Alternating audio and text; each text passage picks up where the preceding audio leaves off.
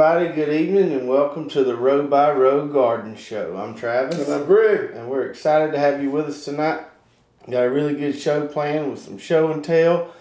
We're going to do some little stocking stuffer reviews tonight and little Christmas gift recommendations, and then even talk about some stuff that we like that we don't sell. So we're going to go through some of that, some neat little stocking stuffers we got there for you. And then at the end, always, we're going to answer some questions. So if you have any questions during the show, feel free to put those in the comments, and we'll be glad to get to them on next week's show. As far as our show and tell this week, what we got over there? Got some broccoli. That's not the biggest head I ever seen, but it's nice. Well, I just wanted to cut it to bring it in. That's Green Magic right there. And which is more of a heat tolerant variety, and normally this time of year it would be a little warmer, and that would be more applicable. It does fine in the cold as well. When we start, we'll actually have two varieties of broccoli that we'll be carrying. We'll have the Green Magic, which is that, and the Green Magic is a more heat tolerant variety, which is good to plant in spring, maybe earlier in fall. And then we've got this variety here called Arcadia, which is does better in cooler weather and when your soils are a little wetter. Putting you some ranch on there. I've never grown the Arcadia before, I don't believe. Never grown the Arcadia. So for a colder climate, it would probably be for a colder climate, or like we've had this kind of weather we've had this fall, it would be perfect. I'm probably going to start some of this in the greenhouse pretty soon. This Arcadia here. You gonna eat that in one bite? No, that's gonna take me a little bit, but that ranch dressing on that's pretty good. Yeah. What you think? It's like eating an apple. So that got kissed with the frost a couple days ago, and they say it makes it a little bit sweeter. Pretty sweet. It is. That's pretty good. Is your garden too wet still? The garden's drying out. I got some lettuce and some stuff planted, some mixed greens and whatnot, and I need to hit them with some fertilizer. Yeah. It's been a little cold. We've had the coldest 3 or 4 weeks I've seen in a long time for this time of year. Need to hit them with some fertilizer, get them pumped up and get them going. I can tell they're a little deficient right now, so that's on my to-do list today. Yeah, I side dressed mine last night with a little Chilean nitrate because we got a rain coming in here. It's rained every Friday for the last 4 weeks, and rained a lot. So I've been, during the week, just been trying to wheel mine to get it to dry out. My onions have finally took good root. They're doing good. They need a little fertilizer as well. Elephant garlic starting to kick off a little bit. Speaking of elephant garlic, so I've got a little bit of seed stock, but not as much as I'd like to have. And I guess I just drug my feet on finding some. But I have called every garlic farm in the country, I believe. And every single one of them is fresh out of elephant garlic. Yeah, it can be kind of hard to get this time of year. You have to think ahead on that kind of stuff. It always sells out. Sold out. They've sold out of... I mean, I wasn't looking for it, but it seemed like they sold out of all their garlic, plus the elephant garlic. It's hard to come by. It is. So, unless somebody gives me a tip on that they got some. A lead. You got any leads or tips out there on the elephant garlic seed? I'm looking for about 10 to 20 pounds. If not, we're just going to have to wait till next year to grow out a big seed stock of it. As far as our tool of the week goes this week, which kind of falls in line with our Christmas gift special here. This right here. I'm busy. You busy? That's got a nice crunch sound to it. It smells good too. So this right here, folks, is the best knife, everyday knife you can buy for $50. There's no doubt about it. So this right here is what we call our bush lore knife, and it comes with this nice leather sheath here, and that's just an everyday general use. I call it a beater because you can hit it with a hammer. You can do whatever you want to with it, and it's gonna still perform for you. High carbon steel, so it's easy to sharpen. It's one of the easiest knives I've ever tried to sharpen. 1075 high carbon. If you're familiar with high carbon steels, walnut handle, and then it's got a nice thick leather sheath to it. Yeah, so leather sheath. It's got the full tang. That blade's in there all the way around. Walnut handle. High carbon steel, sharp right out of the box. And it's got a thick blade on there so you can beat on it. You can do whatever you want to with it. Lanyard hole, if you're into that. I'm not into lanyard holes. And then, not sure your lanyard hole right there. Right, if you want to put a string through it. Lanyard string. Lanyard string, yeah. And then got the belt loop here. Yep. So if you need a last minute Christmas idea, this thing right here won't disappoint. That's a real good knife. You won't find a better knife with a leather sheath, like I said, for less than $50 than that right there. So real good gift idea there. And getting into our main segment this week, we wanted to do a little session on, we did a show here a while back on our top 10 Christmas gifts. We wanted to keep it a little simpler. People, I know myself, I always wait the last minute to get that stocking stuff. Yeah. It's kind of the thrill of it. Well, you have destroyed that, haven't you? So we wanted to do a show on stocking stuffers. All these are under $20. They all will fit in a stocking.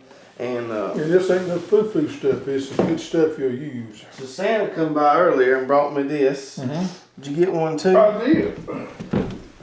And we'll go through here and see Who goes first? See what we got. You can go first. Go ahead. Okay, the first thing I'm going to pull out of here, I hope. Santa did a good job on this. Santa didn't want nobody stealing. Is carrot and potato washing brush. These are handy to have, made in USA. We bring them in because they're hard to find and make great stocking stuffer. Ain't a lot of money, but it's a heck of a useful tool. Yeah, and that one's got harder bristles on it. And these bristles ain't gonna, these things are really well made. Some of these you'll find the bristles, there's a piece of plastic and the bristles are stuck into that and they tend to fall out. Yeah, this has got wire and the bristles are wrapped around it, so your bristles ain't gonna fall out and get in your food. And made in the USA brush, you don't find, hard to find a made in USA product like that right there. Let's see what I got here.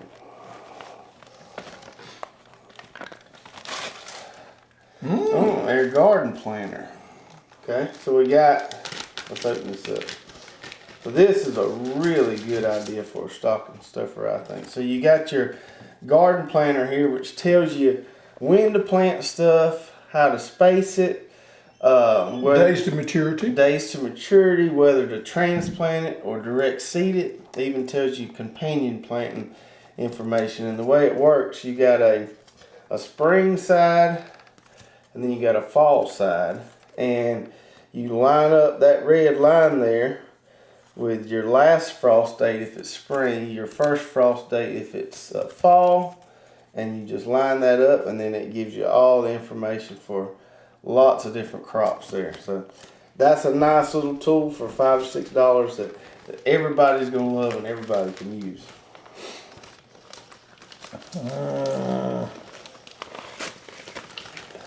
Garden markers.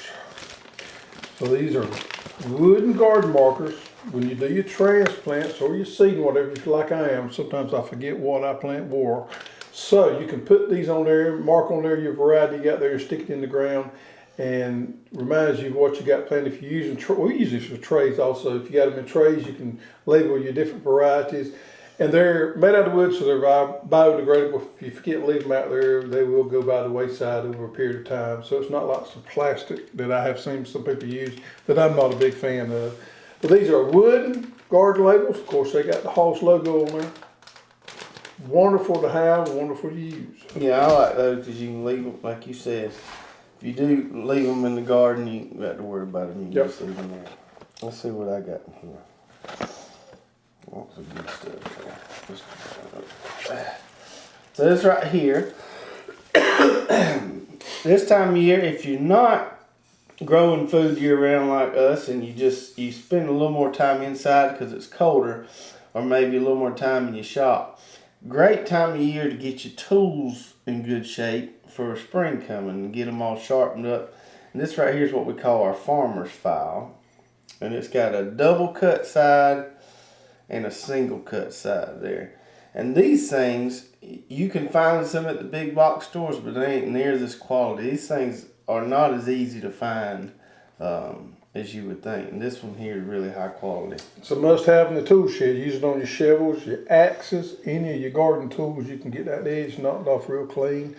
We even use them on some of the harvesting knives, not the high-end knives, but our more economical cabbage and California knives. They are great to have out in the golf cart or the garden shed where you can touch up that edge on them. Yeah, have your little nail there, hang that baby up. Anytime you need to touch something up, kind of rough metal, that right there is going to come in handy. I think I got another brush here. What else you got?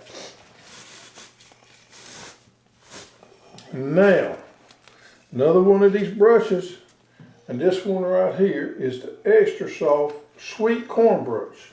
Now, if you do some corn growing and you got some sweet corn, you knock those silks off, you get ready to process and put them up, or you just want to eat them fresh. This is a must-have right here.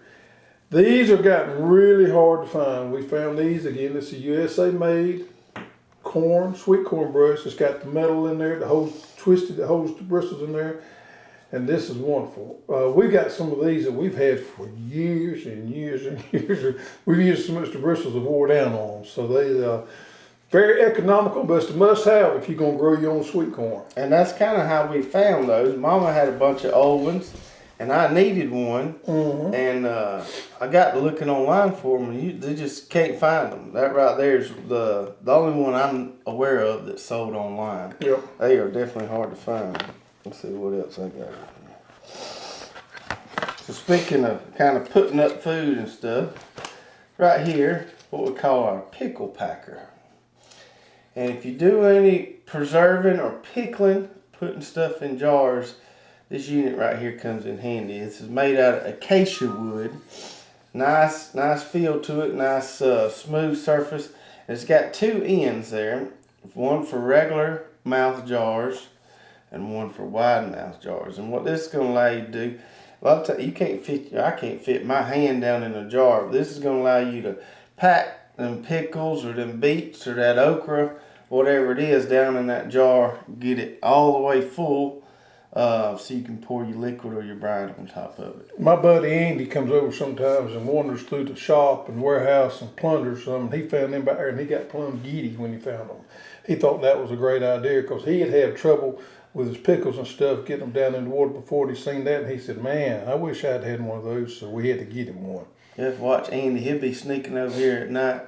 He plunders bad. Plunders bad, yeah. Pickle packer. Check that out. That's another unique tool. If somebody got that in a stocking, they would be plumb tickled. Because you just don't find them. Get giddy like Andy did. Yeah. You start giggling and grinning. Yeah. All right. You got anything left today? I got one more. Reach the nail down on deep in there. Look what I got. Cotton string. Now, I use a lot of this right here.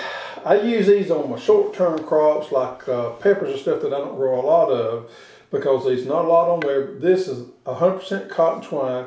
It doesn't burn my hand when I go to stringing with it, and it's also biodegradable. So if you leave it out there over a year, it's gonna biodegrade. And it ain't gonna hang and tie your stuff up. I mean, hang up on your tools and your tiller and everything and cause a mess. I like this. Also, you can use this exact same one as the chef twine. So if you got something in the house you need to tie up, stuff, pork chop, something like that, you can go out there to your garden and get that right there, and it'll work exactly the same way that the big expensive chef strings use. It's the same stuff. And doing you a big roast or something other need to tie it up. Rib, any of that. Prime rib, yeah, that's good. That's right there is good to have around. You'll find more uses of it than you can imagine. And of course we source the USA brand there. All right, let's see what else. I think I got you completely out. I'm empty. I got one or two more in here. First one here. Speaking of broccoli, This unit right here is the prime tool for harvesting broccoli. That broccoli was a lot prettier when we started this show. It's got this rounded edge right here, and a lot of folks will ask us what the purpose of that is, why it's sharp all the way around there. And that's you push to cut. So instead of sweeping with your hand, you basically just put that right there on that broccoli stalk and just push it in, and it makes it a lot easier to cut. So this is a unique shape knife. They actually used to call this a cotton sampling knife, right? A lot of the commercial guys use them to cut lettuce too, because lettuce is pretty easy to cut, but it's hard to get underneath there, and that's does a good job of getting underneath there and cutting that lettuce. You got a lot of blade surface area there, and this is an old hickory brand, which is tried and true and tested, and everybody likes those right there. So I must have been better, nicer than you this year. Santa put one more thing in my stocking here. See if I can get on that. Well, there's actually two of them. I'll share one with you. There you go. So this little rascal right here, what we call our handy twine knife. And this is the proper way to wear it, right there above that knuckle. On your middle finger, right there. You don't want to wear it down here. If you wear it down here, you got to move your whole hand to do it. If you wear it up here, it's just that finger you got to move. It's only sharp underneath here, so it's not sharp on the tip, so it's not going to cut you good and safe. These things are wonderful for using if you're trellising something, whether with twine or cotton twine or whatever. You can have on there, and of course you can cut it real quick. That's what they was designed for. But we also found that they're great to use for cut flowers and cutting okra. Cutting okra. Maybe you got animals or something and got a bunch of hay you need to unstring. Handy little tool for trellising and harvesting. Yep. Now they come in different sizes. This is the green. I got a pretty good size finger there, and you got the red on. Yeah. So the size, the color indicates the size. Always go a little bigger than smaller, and you can take some tape or something other if it's way too big and shim it and make it fit you there. We got a yellow, which is smaller than the red. The yellow is what most women wear, and then I wear the red. I ain't gotten old and swole up fingers yet. Maybe you got the Walther in your joints. Not yet. I'll probably have to go to a green in a few years. And then the green, we got a blue and a white on top of that for folks with real big hands. So that's another unique tool that somebody, if you get that in your stocking, you're going to not have seen it anywhere and think, man, that's really cool. And what is made in the USA? Made in the USA. All right, so those were our stocking stuffers, all under $20. And then now we want to switch it up a little bit and play a little different kind of game. So what about items that we don't sell? Items that we don't sell, but that we recommend and use a lot. You may not have thought about it, but if you stay outside like we do a lot, we think about these things and we use some of these things that are very nice, and we thought we'd share them with you today. That's right. And you can find these things online or wherever, and we don't mind recommending them because we tested them and we know it's good stuff. Yep. Number one. So number one, if you don't mind, I'd take my shoes off. If you've seen any of my videos, you know this is my preferred footwear, whether it's 90 degrees outside or 30 degrees outside. These units right here are handy and they're comfortable and they're easy to get on and off. These muck boots, now there's several different companies out there that's making something similar like this. LL Bean makes one, Lacrosse makes one, but I really like this muck brand here, and I like this. They make a shorter one, they make a longer one. I really like this height right here, and you can look, these things you can look sexy if you wear them with shorts, if you wear them with pants, and you out there in the garden, people be just running off in the ditch. Just get a glimpse at you wearing your muck boots. Yeah, and so real functional, very stylish, make you look real good in these. Now I will say, if you wear these things every day, you'll get about a year out of them. But I'm pretty rough on boots, and about if I get a year out of a pair of boots, I'm good to go anyway. So this is my preferred gardening footwear there. What you got? Well, everybody knows I'm kind of a knife guy, so let me show you what I got here. This right here is a Buck 110 Special made. There's a company called DLT Trading that had some of these made especially for them, and it is a custom-made buck 110. What's so great about it is the scales are different. They have them in black and green micarta. I prefer the green micarta. For the non-knife experts, what do you mean by scales? Scales would be the handle material. I got you. So they changed out the handle material. They give you some options there. The green micarta is my choice because I just like the green, and the micarta seems to be a little more grippier, and it's not real smooth like wood. It's grippier. Also, this is a tool steel that they changed it out. They normally make these 110s in 440 stainless. They changed this out in this particular run to a tool steel, and they changed the design of the blade just a little bit. But this is one of the heaviest knives I have ever used. What's that model called? 110. The Buck 110? Buck 110, it comes with a nice pocket sheath right there that goes on your belt loop. Now, if I got my overalls on, I'll put them down there where your pliers go. But a nice distressed leather belt sheath. I said pocket sheath, that's belt sheath. But this, best of my knowledge, is only available through a company called DLT Trading that I bought some stuff from. I don't know them personally. Seems to be a great company to do business with. I've had no complaints. So check that out. It's around $100, something like that. Good knife there. That's what we call a beater too. You can. Yeah, but these things will last you a lifetime. Yeah, I mean you can really abuse them and they'll be good. And then the next one I had, and I meant to get them, but I've left them. I keep them in my my garden buggy. Special kind of gloves that we really like, and they're called fox gloves. And we'll put a picture of them up here on the screen. And these things got kind of a built-in elastic to them, and got a padding on the inside of them. And man, they fit your hand really well. A lot of the gloves out there, especially them old leather ones, they get stiff over time, and they're bulky, and you lose a lot of dexterity with your fingers. Dexterity. That's right. Them fox gloves, you still got a lot of functionality with them. Your hands move good in them. Hands move good. Dexterity. You can still, you can play cards in them. Yeah.